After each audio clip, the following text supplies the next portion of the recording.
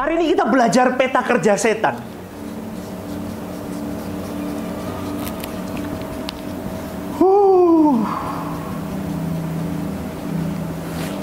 Banyak orang, saudaraku, selalu mendengar tentang kalimat setan kalau kita belajar tentang kekristenan. Orang beragama pasti ada hubungannya dengan setan. Itu pasti, kalimat-kalimat kuasa gelap, iblis, setan, itu pasti disebut. Dan saudaraku, engkau dan saya sebagai orang percaya harus, saya garis bawahi kalimat ini, harus mengenali dengan tepat siapa oknum setan ini. Dalam teknik perang, saudaraku, kita hari ini merayakan kemerdekaan. Betul. Seorang manusia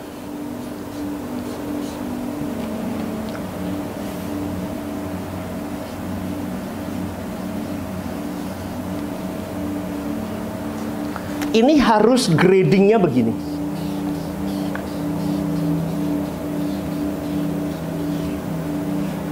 Percaya enggak percaya, saudaraku, ini usia rohani.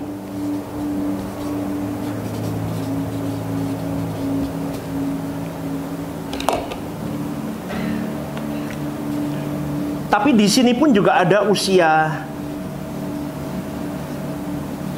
jasmani.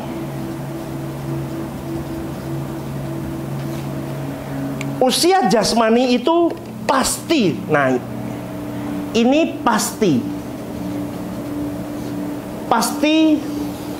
nambah. Setuju nggak, saudaraku? Tapi ini belum tentu. Ini yang menjadi kendala hidup kita. Dan kita harus tahu bahwa setan itu adalah pribadi yang usianya sudah tua, more than us, lebih dari kita. Dia tahu bagaimana memetakan manusia dari abad ke abad, zaman ke zaman, dengan segala perubahan zamannya. Dia tahu di mana manusia bisa dibidik di setiap zamannya. Dia tahu dan dia lihai, saudaraku. Tujuannya apa? Satu, tujuannya engkau tidak masuk ke LB3 dan engkau tidak kembali ke rancangan Allah semula. Ketika engkau gagal di sini, engkau gagal di sini. Maka mau tidak mau, dalam teknik perang, setan punya teknik, manusia orang percaya harus punya teknik juga. Setuju nggak, saudaraku? Kalau kita tidak punya teknik perang, kau dan saya akan terus dihajar.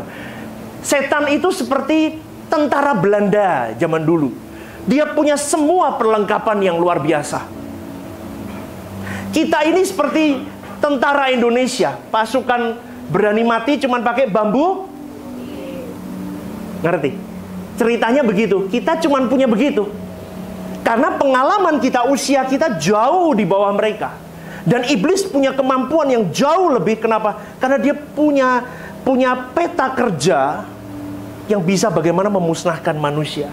Maka teknik perang itu membuktikan bahwa menang kalah seseorang itu ditentukan dari teknik dan plan kerja perangnya.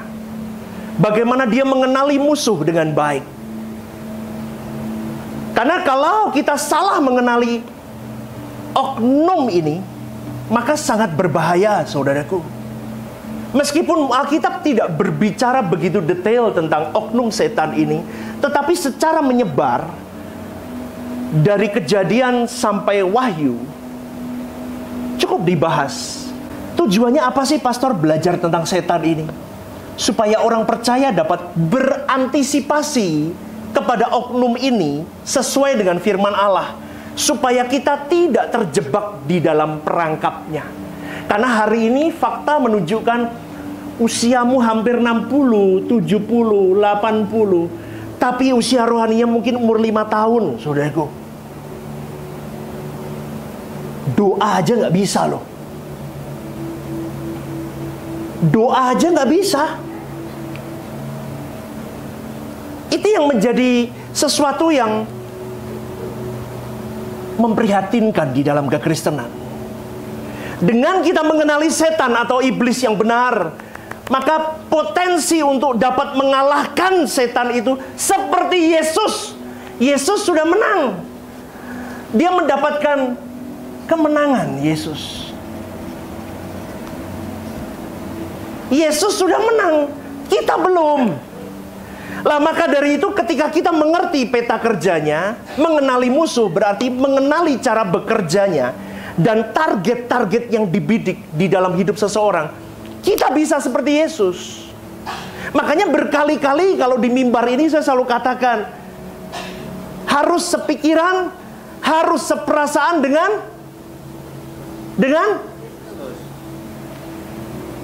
yang dibidik di area itu, saudaraku. Firman Tuhan terus, jangan kamu khawatir, bersukacitalah. Sekali lagi kukatakan, bersukacitalah. Betul nggak? Semua tentang pikiran, perasaan, kehendak. Lah kalau kita sudah tahu peta kerjanya di situ, tetapi kenapa kita berkali-kali masih terus terjatuh di bidang itu, saudaraku? Maka kita harus cerdas mengenali oknum ini. Efesus 6 ayat 12 dikatakan, karena perjuangan kita bukanlah melawan darah dan daging, tetapi melawan pemerintah-pemerintah, dan melawan penguasa, dan melawan penghulu-penghulu dunia yang gelap ini, melawan roh-roh jahat di udara. 1 Petrus 5 ayat 8-9, sadarlah dan berjaga-jagalah, lawanmu si iblis berjalan keliling sama seperti siapa? Singa yang mengaum-ngaum dan mencari orang yang dapat ditelannya.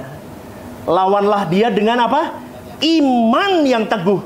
Sebab kamu tahu bahwa semua saudaramu di seluruh dunia menanggung penderitaan yang sama.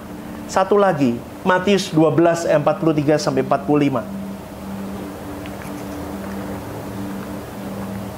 Apabila roh jahat keluar dari manusia, ia pun mengembara ke tempat-tempat tandus mencari perhentian. Tetapi ia tidak mendapatkannya. Lalu ia berkata, aku akan kembali ke rumah yang telah kutinggalkan itu. Maka pergilah ia dan mendapati rumah itu kosong, bersih, tersapu, dan rapi teratur. Lalu ia keluar dan mengajak 7 roh lain yang lebih jahat daripadanya, dan mereka masuk dan berdiam di situ. Maka akhirnya keadaan orang itu lebih buruk daripada keadaannya semula. Demikian juga berlaku atas angkatan yang jahat ini. Saudaraku, dari 3 perikop ini diajarkan bahwa jangan anggap mengenal setan itu hal yang tidak perlu. Mengenal setan itu adalah sesuatu yang sangat penting, karena engkau dan saya setiap hari menjadi makanan mereka sebetulnya. Ketika engkau tidak bisa mengampuni sesamamu, ketika engkau tidak bisa memegang pikiran dan perasaanmu, mulutmu, kehendakmu, semua hal, maka engkau sedang menjadi santapan untuk mereka. Banyak orang Kristen melupakan bahwa belajar tentang musuh adalah awal dari kemenangan. Amin, saudaraku. Belajar peta kerja musuh adalah awal dari sebuah victory yang akan kita dapatkan. Kau tidak bisa jalan tanpa gini loh, disediain mobil, ya. Pokoknya anak ini tidak diajarin les mobil, pokoknya di starter gas, nabrak dia, saudaraku. Maka harus diajarkan bagaimana menguasai medan. Itulah yang harusnya engkau dan saya hari ini, saudaraku.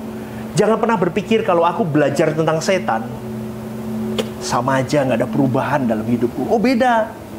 Ini nanti kalau kita berlanjut ya, saudaraku, terus Anda akan semakin mengagumi Tuhan itu luar biasa ya. Anda dan saya itu sedang diajak begini, yuk gandengan tangan yuk. Nah, kamu sama aku hari ini jadi partner kerja. Kita kalahkan si iblis itu. Amin nggak, saudaraku? Tapi kita seringkali nggak sadar. Banyak orang berpikir bahwa mempelajari setan itu juga tidak mengurangi iman mereka atau menambahi iman mereka. Salah. Dengan kau mempelajari setan, kau akan semakin kagum dengan Tuhan. Imanmu semakin bertumbuh. Jadi kalau engkau belajar tentang iblis hari ini, itu akan dapat membawa dirimu kepada pemahaman siapakah Allah itu dan bagaimana hakikat Allah itu. Amin, saudaraku. Ketika engkau belajar setan itu bukan demi oknum setan itu sendiri, tetapi demi Allah yang menciptakannya. Allah yang menciptakan dirimu, engkau berjuang untuk mengenali supaya engkau bisa jadi partner kerja Allah yang benar. Dengan memahami realitas setan, saudaraku. Nah, ini kita akan masuk. Dengan engkau dan saya belajar tentang realitas iblis atau setan, maka engkau dan saya akan memahami secara lengkap soteriologi. Apa itu soteriologi?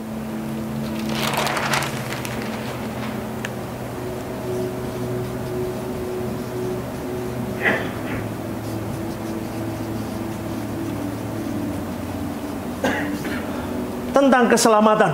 Kalau engkau belajar tentang keselamatan, tidak kau harus belajar tentang iblis. Justru keselamatan itu diadakan karena oknum setan ini. Setan atau iblis adalah oknum yang ikut mengukir sejarah di surga maupun di bumi. Di surga dia memberontak kepada Allah. Nanti saya akan jelaskan di ibadah 2, Kejadian 1 ayat 2. Saya akan kupas tentang itu. Ini. Dan di bumi ia membujuk Adam untuk melanggar larangan Allah. Dan setan berhasil menjatuhkan Adam dan Hawa. Jadi begini, saudaraku.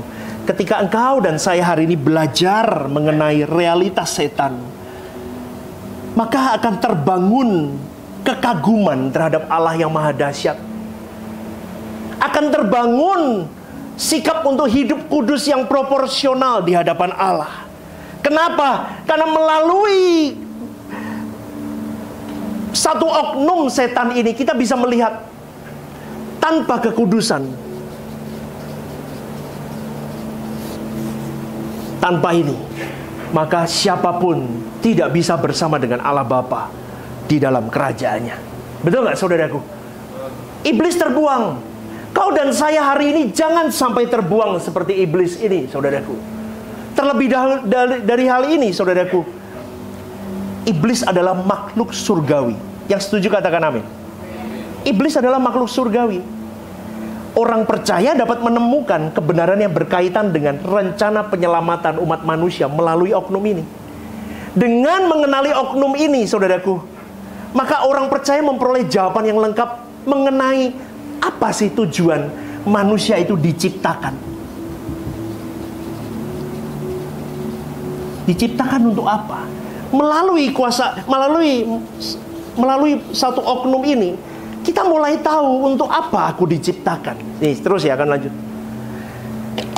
Dari pemahaman mengenai setan atau iblis, orang percaya dapat mengerti panggilan utamanya, yaitu sebagai umat pilihan untuk mencapai kehidupan sebagai corpus delicti.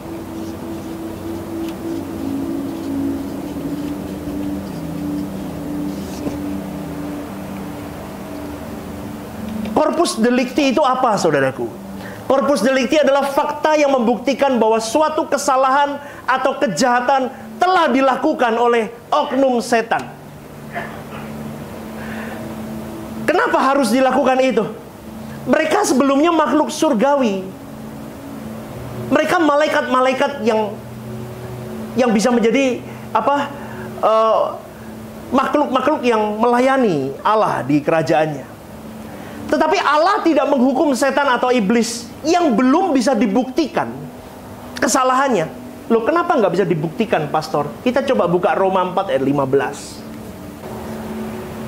Ini, coba lihat. Karena hukum Taurat membangkitkan apa? Murka. Tetapi di mana tidak ada hukum Taurat, di situ tidak ada. Oke, pegang dulu ini. Kita baca bareng-bareng yuk. 1, 2, 3. Karena hukum Taurat membangkitkan murka, tetapi di mana tidak ada hukum Taurat, di situ tidak ada juga pelanggaran. Satu lagi, Roma 5:13.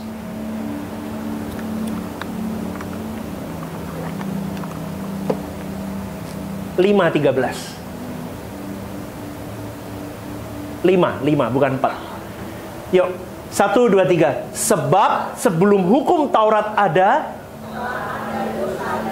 katakan amin dulu. Yang dosa siapa ini? Mereka nih, oknumnya nih. Taurat belum ada kan? Itu kan sebelum zaman Musa. Bumi belum diciptakan. Nih, setan nih. Nih. Tetapi dosa itu tidak diperhitungkan kalau tidak ada hukum. Setan tidak bisa dijeblosin kalau tidak ada hukum Taurat atau ada peraturannya. Paham nggak saudaraku? Di zaman itu, ini oknum tidak bisa dihukum karena belum ada peraturan jelas, belum ada Taurat. Maka bagaimana untuk menjebloskan ini suatu hari nanti? Allah Bapa Elohim Yahweh mengajak kepada kita semua melalui Putra Tunggalnya untuk mengalami melalui Yesus Kristus.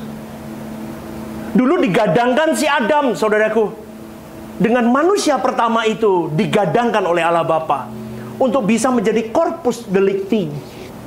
Tapi gagal dia karena Adam tidak belajar peta kerja setan. Dia terbujuk, hilang. Oke, sampai di sini mengikuti? Puji Tuhan, saya masih bisa menjelaskan. Oke. Manusia hari ini, ketika engkau dan saya, tujuanku apa sih belajar suara kebenaran, duduk di Rehoboth Semarang? Kau dan saya sedang di titik ini. Kau dan saya harus sampai di sini. Siapa yang sudah sampai di sini? Yesus. Yesus sudah menjadi corpus delicti pertama. Maka setan dengan berbagai cara untuk menghantam Yesus supaya tidak sampai di titik ini. Makanya bagaimana dia hidup sejak dia hidup di bumi ini sampai di akhir hidupnya tidaklah mudah. Setuju saudaraku? Maka kita boleh berkata hari ini, kalau hari hidupku tidak mudah hari ini, bersyukur. Semakin hidupmu tidak mudah, semakin kau sedang dibawa Tuhan untuk terus sampai di titik kau tidak bisa bergantung dengan apapun dan siapapun. Hanya kepada Allah Bapa kau bergantung. Kepada Yahweh. Kepada Dia kau bergantung. Seperti Yesus bergantung kepada Bapanya. Kau dan saya harus bergantung. Karena disitulah kita baru terus bisa masuk. Didikan sekolah kehidupan itu terus berkelana dalam hidupmu. Terus. Hidup seorang pengikut Kristus itu spekulatif, saudaraku. Spekulatif menurut dunia, tapi pasti menurut Tuhan. Amin. Kau jalani hari hidupmu sampai engkau bisa benar-benar menjadi corpus delicti. Tetapi seringkali, saudaraku, kita tidak tahu tujuan kita diciptakan. Kalau sudah tahu begini, berarti kita manusia itu harus menjadi alat di dalam tangan Allah untuk mengakhiri sepak terjang setan ini. Kekristenan adalah proses menjadi manusia yang berkualitas, menjadi korpus deliktinya Tuhan. Artinya apa, pastor? Aku harus hidup berkualitas seperti Tuhan Yesus itu sendiri. Amin, saudaraku.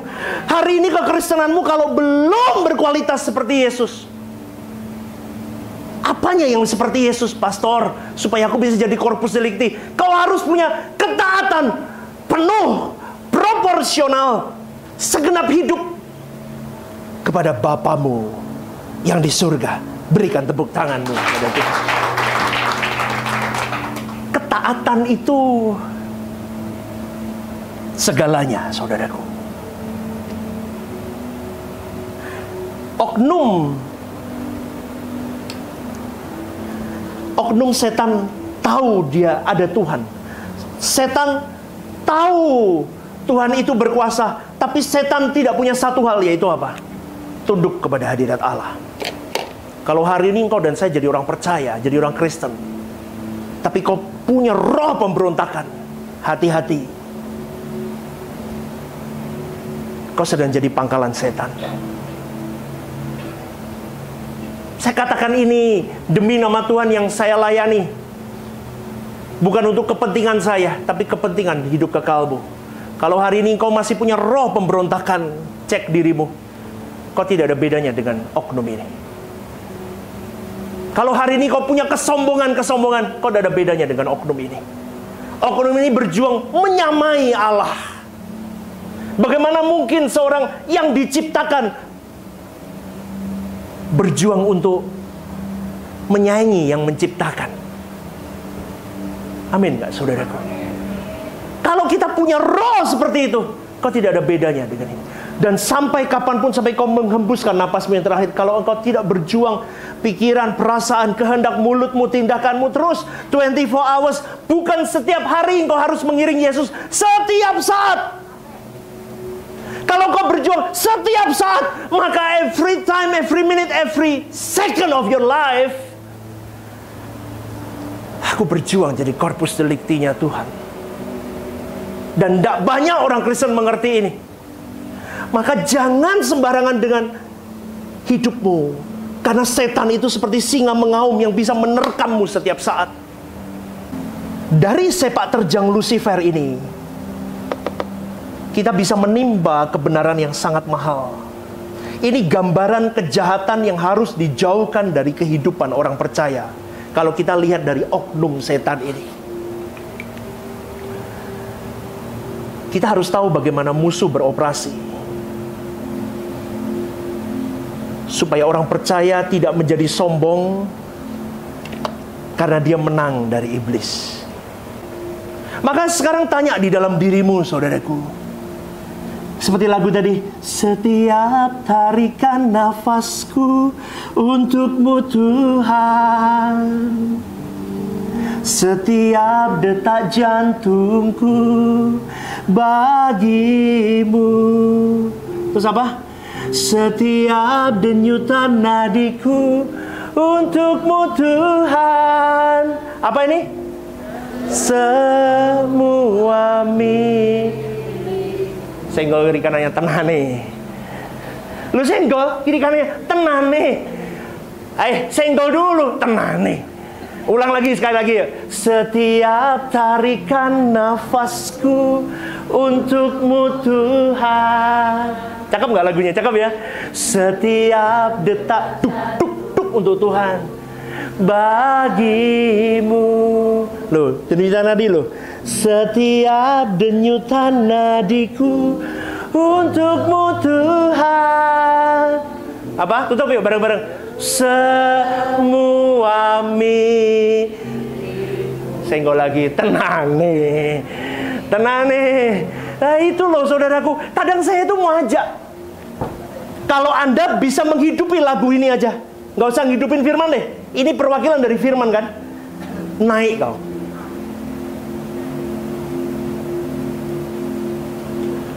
Orang usianya naik, ininya nggak naik, nggak akan jadi corpus delicti. Maka hari ini saudaraku, peta kerjamu dan peta kerjaku adalah menelanjangi iblis dengan cara apa? Yang pertama, saya beri kuncinya.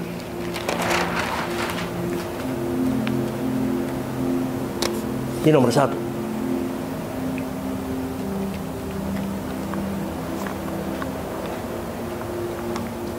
Ini perintah Tuhan yang paling utama. Nah, kamu tidak akan pernah sefrekuensi dengan aku kalau engkau tidak berjuang dimulai hari ini untuk memperjuangkan frekuensimu masuk ke frekuensiku. Karena tidak mungkin seseorang mendadak menjadi pribadi yang berkodrat ilahi atau pribadi yang mau hidup kudus kalau dia tidak berjuang dari hal-hal kecil. Makanya saya selalu ngomong, jangan gibahin orang.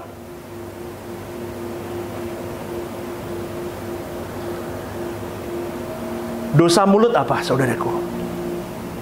Halo, dosa mulut apa? Gibah. Selain itu? Makan. Semua dimakan. Semua disapu, masuk ke perut semua. Hap, hap, hap, hap. Dosa mulut itu 2. Banyak ngomong banyak penyakit nggak itu semuanya? Halo? Kemarin itu ada satu video di sosial media, saudaraku. Ceritanya, Bapak Ibu kalau lihat nggak tahu deh, lihat ya mesti di Instagram ada cerita. Jadi pesan bersambung sampai 15 orang ke depan, itu tentara-tentara. Jadi coachnya ngomongnya begini, gitu kan. Terus kedua begitu, terus ketiga, keempat, kelima, sampai ke sini saudaraku.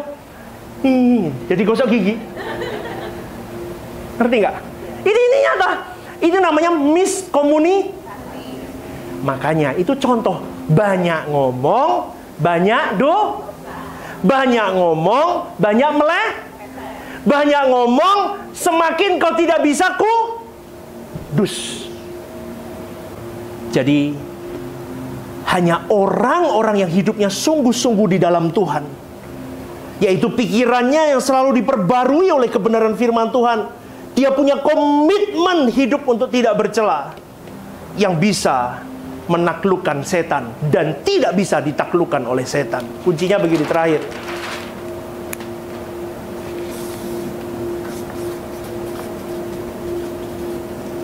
Covering ilahi. Ini harus terjaga dalam hidupmu. Roh Kudus. Ini harus on standby terus dalam hidupmu. Terus kau bawa dalam hidupmu setiap hari. Sembari itu firman Tuhan. Terus kau dengarkan sesuatu yang benar, kau baca firman yang benar. Intimasi. Loh, aku terus ngulang begini loh saudaraku. Terus berjuang. Di layer ini kau hadapi semua masalah hidupmu dengan tadi itu, 2 poin tadi itu. 2 poin tadi. Kau hajar ini. Maka taruh terus kau berjuang begini. Nanti levelmu akan naik. Sampai kamu bisa menjadi corpus delicti. Ini tunggu sampai kau menghembuskan napas terakhir. Baru ini dilegal. Kalau engkau terus berjuang sampai di titik ini. Kalau enggak. Makanya saya bilang, Ayub itu sebetulnya bisa jadi corpus delicti, tapi tidak diceritakan ending dari hidupnya. Ayub nggak diceritakan. Diceritakan pemulihannya. Setelah itu tidak ada cerita lagi. Kalau hari itu Ayub diambil nyawanya, dia bisa di sini. Jadi saudaraku yang dikasih oleh Tuhan, harus selesai ya. Jangan bangga dengan status kekristenanmu. Jangan bangga dengan aku sudah mengikuti suara kebenaran 20 tahun lalu, 15 tahun lalu. Percuma kalau engkau tidak lakukan. Semua itu menjadi barang mati. Kau hanya menjadi pencandu, penikmat suara kebenaran, tapi bukan pelaku.